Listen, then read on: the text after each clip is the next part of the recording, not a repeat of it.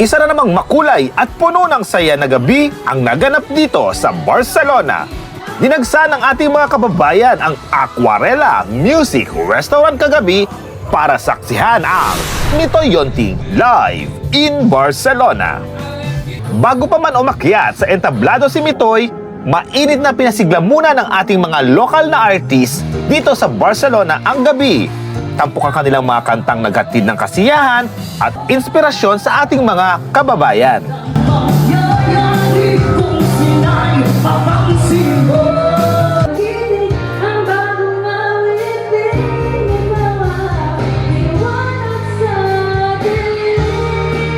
Mula sa mga acoustic performances hanggang sa lively dance numbers.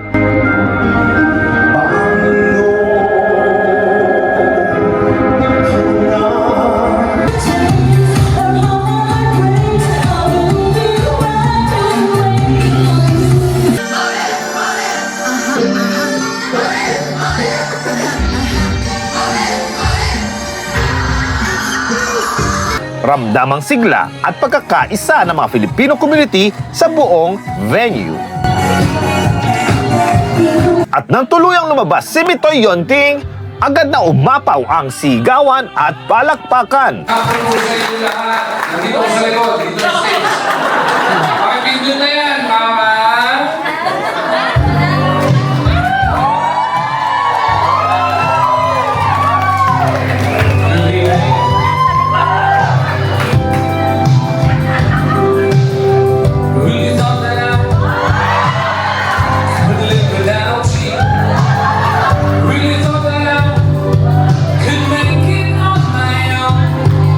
Pinatunayan ng The Voice of the Philippines Grand Winner na hindi lang siya mahusay ng mga awit, kundi isa ring mahusay na komedyante na marunong magpasaya ng audience.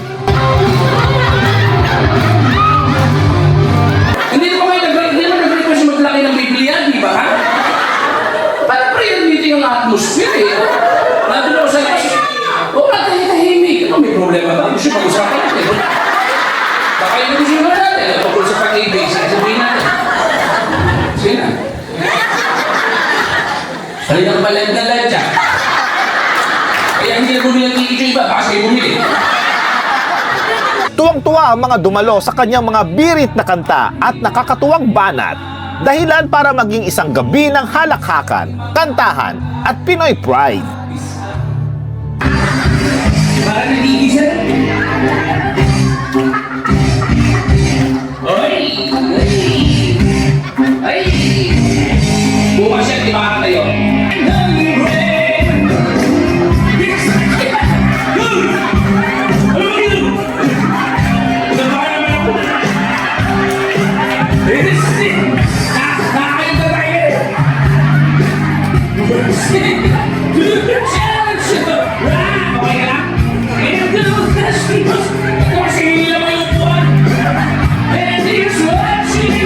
Isa rin sa mga pinaka-espesyal na sandali ng gabi ay nang awitan niya mismo ang mga inang Mutya Barcelona Crown Queens na nagbigay ganda at karangalan sa Filipino community dito sa Barcelona.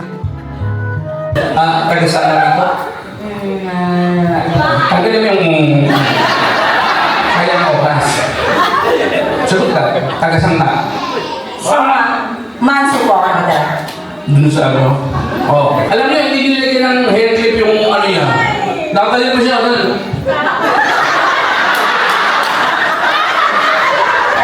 Kinabala siguro.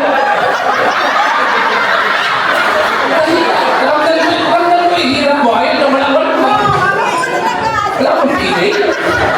Wala akong production. Ito, hirap mo.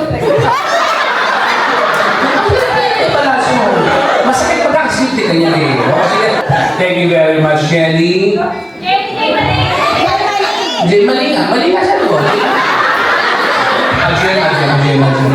Maraming salamat po ating four candidate. Nakalimutan itong inang yan.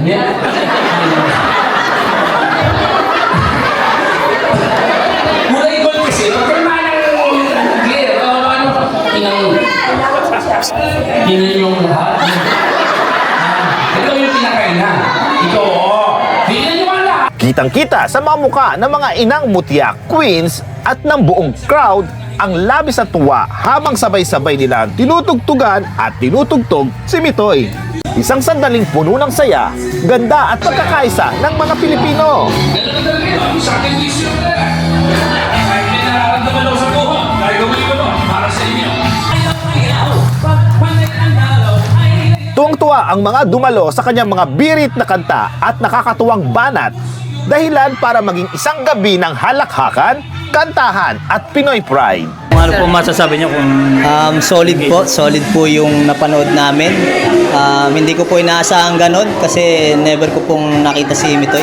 Pero solid po. Thank you po sa pagpunta dito. everybody happy po at welcome again sa lahat na nag-participate dito sa programang ito.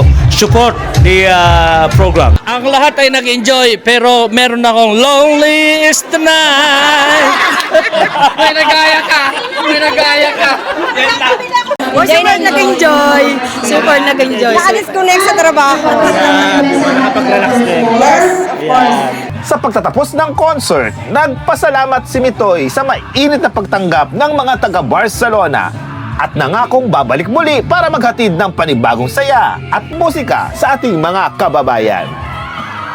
Unang-una, nagpapasalamat tayo na nagkaroon sila ng oras para mapanood ang ating munting palabas. So, labis akong nagpapasalamat, overwhelmed, dahil ang saya-saya nilang maging audience. Mabuhay ang mga Barcelona dito. Mabuhay ang mga Pinoy!